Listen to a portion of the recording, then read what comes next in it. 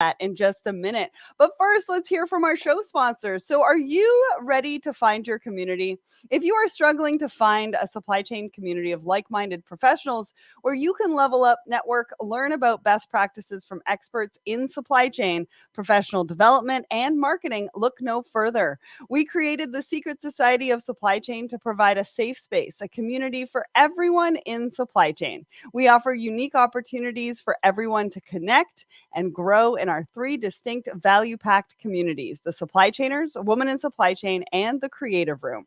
From the learn at your own pace, content-rich approach of the supply chainers to the empowering community-focused space of women in supply chain and the marketing mastermind of the creative room, we mean it when we say there's truly a place for everyone. So head over to the Secret Society of Supply Chain.com to explore which community was made for you. All right. So what's new at Let's Talk Supply Chain? We have a brand new episode. This is the third and final episode for now with Gaines, and we're talking about achieving real results and innovating for the future. I really like this one. There was a lot of really great takeaways. So if you're going to go and check out this episode, make sure to have a pen and paper ready to take down some notes. Go and check it out. It was episode 390. Wherever you listen to the show, you can also watch it on our YouTube channel as well. Now, this week is really exciting. So tomorrow we have two really cool launches. One is Relax Talks. This is our new, one of our new live shows. They are going live at 9 a.m. Eastern tomorrow morning. And tomorrow they're talking about pricing.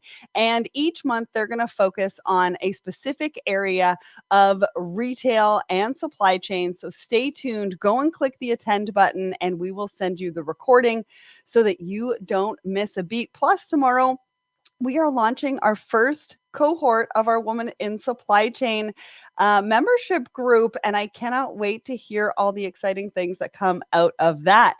Now, on Friday, we've also got LogTech Live with Eric Johnson, Supply Chain Secrets from the Shipping Trenches. Go and click the attend button for that.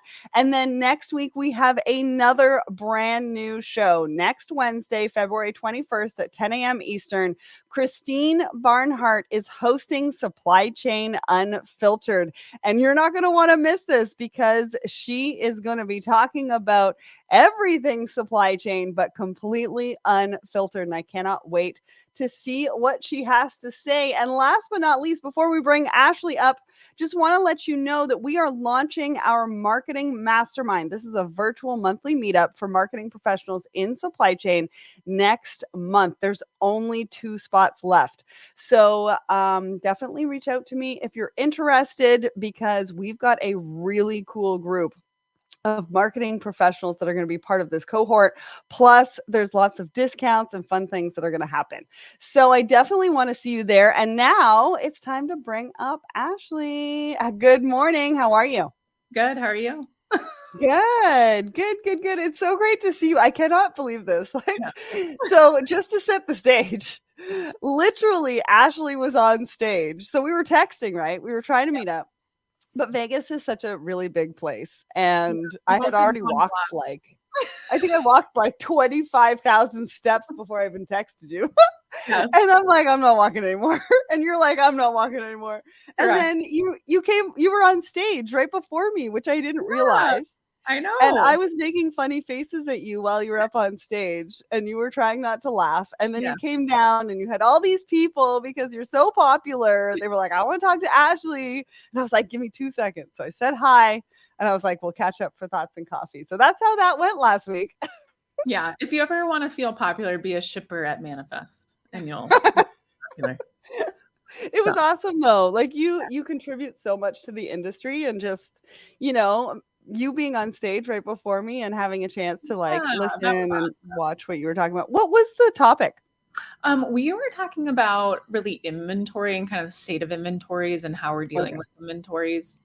And my partners on stage were mostly data and kind of digitization providers. So they were talking about how they can kind of enable and help with inventory optimization, which is one of the trends we'll talk about when we talk about predictions. But it was good. We talked a lot about, we left COVID on a big high, not having, coming from shortages and really just trying to get our hands on any inventory we could.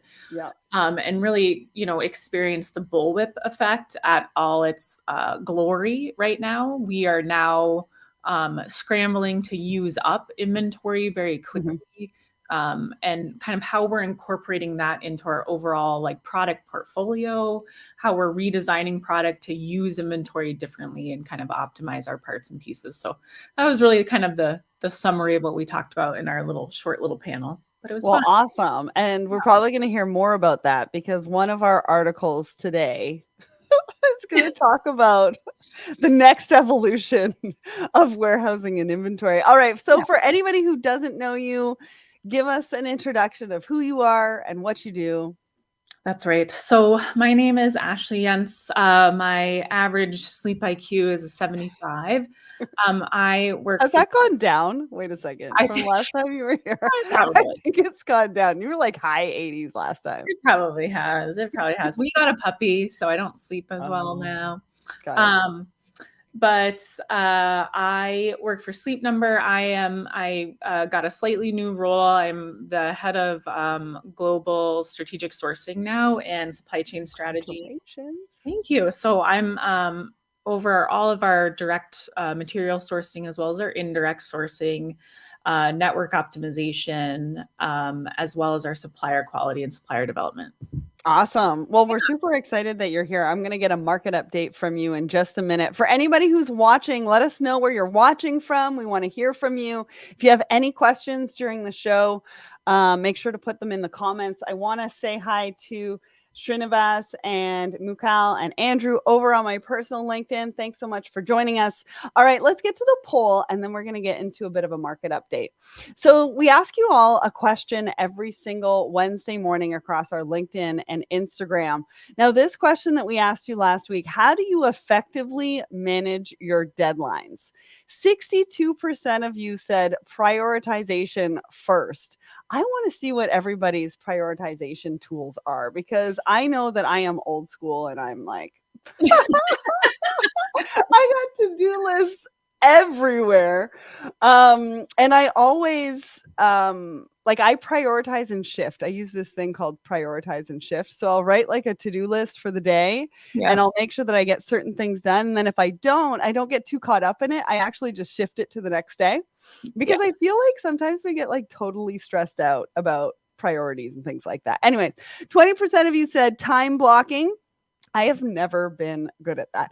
14% is multitasking. I want to know how many of those are women. And 3% I delegate. Now that was almost 500 votes. Crazy. What do you think about this, Ashley? How do you effectively manage your deadlines? Yeah, I think it's a mixture of everything. I make sure I start every week with what am I required to get done this week based on kind of my goals and objectives frankly for the year. So like, what do I need to get out of the week? Do I need to win X, Y, and Z on what negotiation? What are my things that I need to do? And then I kind of work backwards on from there. And then there's always, administrative things like complete a performance review or whatever. And then I do some time blocking. So, in corporate life, right, your calendar is not your own. It gets sucked into meetings quite a bit. So I do use. What is it with all these meetings? I don't know. Do we really need them all? I'm not entirely sure. I want to say they're good. People give meetings such a bad rap. I want to say it's the intent of collaboration. I really want to give it. I want to say they're not ill intended, right? They're in good intent. But a meeting is only good as its purpose and outcomes. So we have to be better at that. But time blocking is important for me. If I don't have it blocked or like somewhere intentional, then it probably won't be getting done. So that's kind of how I approach getting stuff done. I love that. Well, Jenny says a combination of the first three on the list. I time block the priority items and multitask just about anything else. Kevin says I create a to-do list and then create an action plan per task. Wow. I don't know if I have time to do that. Right. Renee Is there an all of the above option? I love all of those. And thanks to everybody who weighed in on the question of the week. We love to hear from you. It's all about learning from each other, that kind of thing. All right. So, why don't we talk a little bit about a market update? Talk to us about what's happening in your world. What are you seeing? And then we can throw some stuff in for Manifest as well. Because I have to say, I did a bunch of interviews while I was at Manifest for Manifest. We recorded some podcast episodes. People were pretty optimistic for 2024, right? I even said that in the video update that I think we posted just the other day. There was a lot of optimism. There was a lot of people, doing business and talking about business and. You know what I mean? People there to buy, which is great. Like when people are there to talk business, buy, purchase, that's always a good sign for manufacturing. I think, overall in the U.S., manufacturing is a little slow. Overall, supply chain in general isn't as volatile. People are feeling good in general about where we're going in 2024. 2024 is a little bit in the US, a little bit nerve-wracking because of our election year. That always puts us in a weird spot. Just you never know where things are going to go from a supply chain lens, right? That could mean, at the end of the year, we could have tariffs we're up against. We're just kind of a little bit on some loose footing, but I'm glad to hear. It was a lot of people there. So first of all, that's a great turnout. When you have a good turnout, that's good to see. A lot of good conversation, there wasn't a lot of, I would say, new, and maybe correct me if I'm wrong, Sarah, if you heard different, but I would say there's not new innovation happening at the show, but a lot of new technology enablers that were, continue to show up that are getting stronger and stronger. Yeah. That I liked to hear about and talk to providers about. So yeah, overall really good. I don't want to turn this podcast into a Real Housewives podcast, but did you see Sutton from Beverly Hills? No. Okay, so there was a Real Housewife at the show, which I think there was. How did I miss this? She was buying. It wasn't like she was there as as her, as a whatever, as a paid guest. She was buying for her business. Wow. For warehouse optimization. Yeah, Sutton. And did you just run into her? How did that? Well, it might surprise you, but I was with a group of men, and I was the only one who recognized her. Oh, fire, and I was like, "That's a Real Housewife." And so, did you say anything? No, I didn't want to. I didn't want to bug her. Pull out your phone. She's grab a CEO. selfie. I'm with Sleep Number. Yeah. Here's my card. Yeah. What's your sleep score? I know. I should have sold her a pen. Anyway, I thought that was exciting. That's awesome. Anyway, I had no idea. No, but I think you're right. Obviously, I think investment was down last year. I think we're seeing there was a lot of VCs there. There was a lot of interest in the companies that were there. And investment back into the industry, which I thought was great. And so that's what I mean, right? I think the vibe was just that people are optimistic for 2024 in a variety of different ways. I'm not sure, like you said, there was a ton of new companies there, but there was companies there whose technology got through 2023, is there for 2024, sticking it out stable. And a lot of people looking at a lot of different options, and a Real Housewife looking for some technology for their warehouse. You can't beat that. Listen. That's awesome. So let's talk about warehousing. Yes. Because our first article, now we all talk about how AI is going to replace jobs. But one of the things that I have been trying to talk about over the last couple of years is how many jobs it's going to create. And everybody's like, well, what kind of jobs is it going to create? Well, this is one of them. And it is called a robot wrangler. I don't know if you've heard of this. Wall Street Journal came out with an article, but I don't subscribe to them, so I can't read theirs. So I got this one off of Warehouse Automation. And it's talking about how we bring humans and robots together in a warehouse scenario. And they have hired these people called robot wranglers to make sure that the robots stay on course. Yeah. Now, what did you think of this when you saw this? Because I'm telling you, I never saw this one coming. Yeah, I mean, it's similar to the technology that we currently work with like scan guns and pick paths and things outside of robots. You know, we're constantly problem solving, right? Why did this pick path take this long? It's similar to this robot, right? Why did this robot wander off? Well, now we have to look into the algorithm and say, what did it see?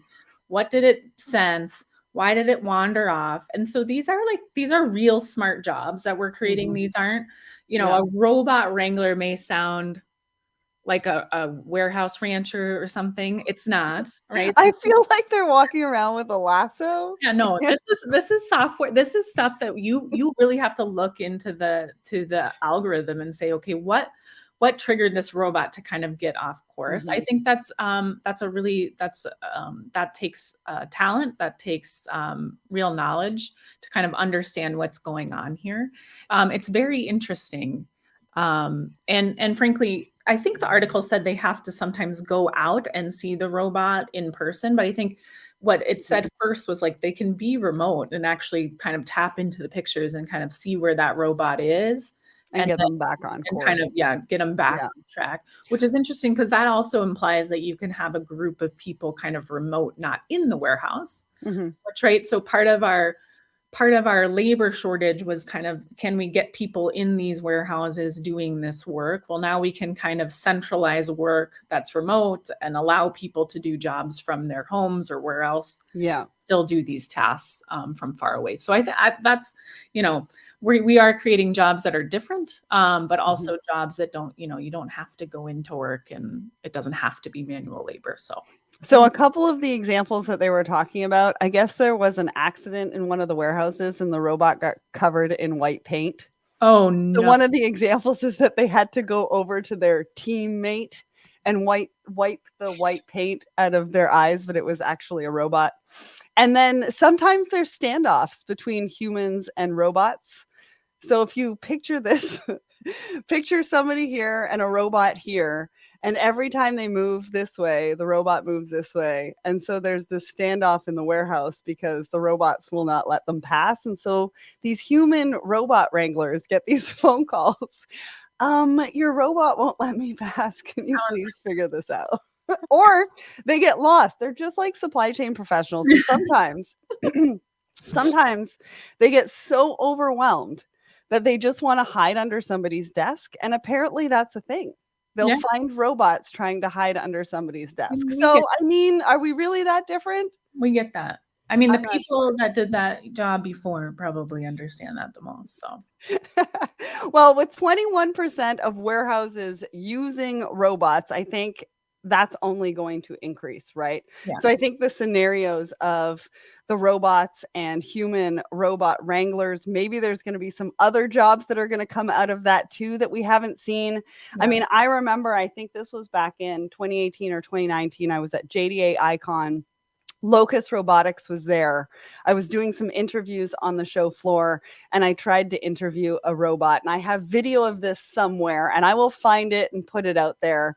So, I mean, these things are happening. It's taken a little bit of time, but it's happening. It's taking time. I think some of the best technology I've actually seen at some of these conferences that we go to is the ability to have forklift operators that are remote and consolidated that you can share across facilities. Mhm. So the forklift is automated, but it's manned by one person that can man it. If you have a facility in Texas and in Maryland, they can do a pick in Texas and then go do a pick in Maryland. Wow. I thought that was actually more innovative and less problematic than some of the robotics technology. I was really excited about that at the time. And And it, I guess we'll see, yeah, right? 'Cause we're only at the tipping point. yeah, and it was a way to step into it, right? You still had to have some of the data from a pathing perspective and a camera perspective implemented for that technology, but you started kind of with this manned approach. Those people weren't in the facility. So. Amazing. Well, I want to say hi to Tom. We've also got Ahmed and Kamalesh. Tom said it's going to shift. AI is going to shift the types of jobs available. We still need humans dissecting the actions of robots. Isn't that true? All right. Let's get to our second article. So this one is about the executive order around supply chain. Now, one of the key themes that they're talking about is that collaboration is a key theme in supply chain. And that's going to resonate through this executive order. Now, the first thing that they're talking about is supply chain data sharing capabilities. And I think they're building a supply chain center to talk just about risk management. Stephanie from the CEO of Tealbook, she was quoted in this article as well. They're also focused on increased visibility and real-time accuracy, made in America, and deepening engagements with allies. Now, what did you think about this? Because when I see increased visibility, I'm like, have we defined what that actually is first before we start pouring money into it? I'm just not entirely sure because we've been talking about visibility for years. So talk to me about what you thought. Yeah, I'm not sure what that means. I hope what it means is visibility and maybe better labor statistics, shortages in supply, maybe like delays kind of in country in areas that maybe we don't have real-time information on in the US. So like I equate it to something very simple. When we source carriers in the US, we can tap into safety measurements that's provided by the Department of Transportation that we can kind of see what their safety ranking is. And we can basically eliminate them. We cannot give them a truckload based on that safety ranking, based on the data that's coming from the government. Mm-hmm. So that's kind of where my head went first is like, how do we get information in such a real-time sense that I could see if a supplier is having a real-time issue, and it's not necessarily in safety, but in a shortage or in a quality sense, or, I mean, we're going to get into sustainability or health, or, you know, we have a lot of issues in labor, right? Like in social issues, right? Like how are there things that would flag us almost immediately of a risk there that we could move sources more quickly? That's kind of where my brain was going when I was thinking about that collaboration and modeling. Now, did they have any of that detail in there? No. Do I know how that would come about and how we would access that and how companies would be able to kind of get at that data? No. And, you know, I think in that article, they even end it with, this is probably a very slow process. But I was, you know, if we could get somewhere where we could see more of the risk in real time, that would be great. What that risk is, I'm not sure. And how we see it, I'm not sure. Well, and that's what I was wondering. And they're also doing $1 billion+ investment in US supply chains. And so I'm interested to see where that money goes and how that money is going to be spent and how much input they're going to be getting from the supply chain community as to what's real, what's not real, what's viable. Because when we think about supply chain, it covers a whole lot of different things. Yes. And so Nathan just said, I want transparency in international shipments. Okay, but somebody might need transparency in trucking or sourcing or suppliers, or there's so many different touch points. How are we going to bring that together in that data sharing capability, risk management for all those touch points? And so I think, like you said, there's a lot more to uncover here, but just letting everybody know that this is where this executive order is going, how much money is being spent. And let's try to get some supply chain professionals in the room talking about what actually is needed. All right, let's get to our last article because I didn't realize it. You and I have so much fun, but we only have 4 minutes left. All right, this last one is around predictions for 2024. Now, we've been talking about predictions for a number of weeks, and I want to know specifically from Ashley, the 4 that are covered in this particular article Are they real? Are they not real? Is there anything that should have been maybe added to this? So they talk about risk, they talk about sustainability, which is interesting because 2 weeks ago I read an article that sustainability is not top of mind anymore. Transparency and predictability, digitization, and AI. And we're hearing like I manifest. I didn't go an hour without hearing about AI. So Yeah. Ashley, what do you think? Yeah, I agree with most of them. I think where there's crossover on the onshore, I think they talked with the resiliency piece around the onshoring, which was also another theme we heard in Manifest. There's some crossover in the administrative article with Biden where he talked about working more strongly with allies. I think what I want to make clear is I think globalization is not going away. There are certain products and commodities we cannot do quickly and safely in the US that we will not really be able to do with onshoring. And frankly, we constantly play the labor game, right? So labor is going to get more expensive in Mexico. So then, where do we go next from an onshoring perspective? And so, yes, is onshoring still a theme? Yes. Will it get more complex? I think so. Will tariffs continue to play a role in that as we get through an election year? Probably.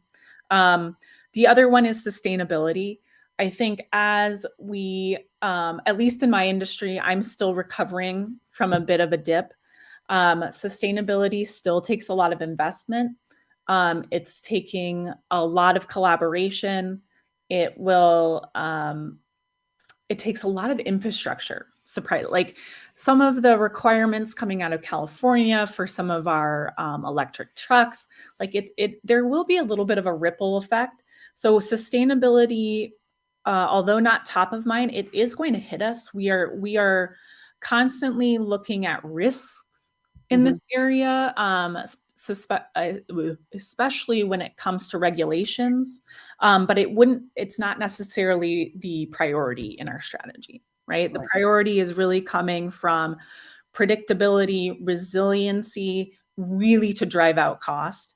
But really, when you drive out cost and waste, you are focused on some sustainability. Right?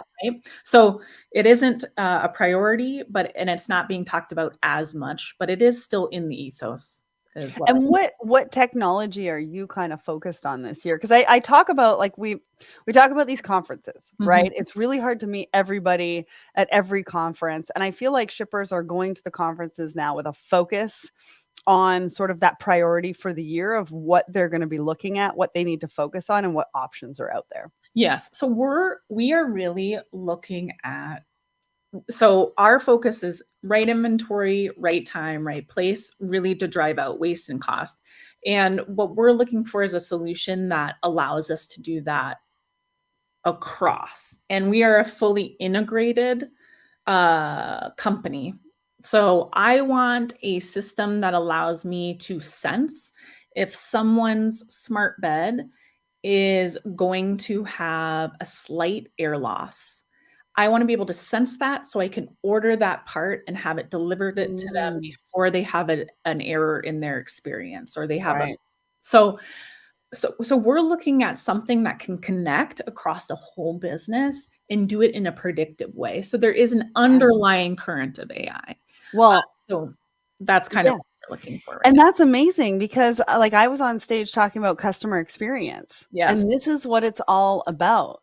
Supply chain being able to predict, to be able to order so that your client has the experience where it shows up at their door without even knowing that that's what they needed.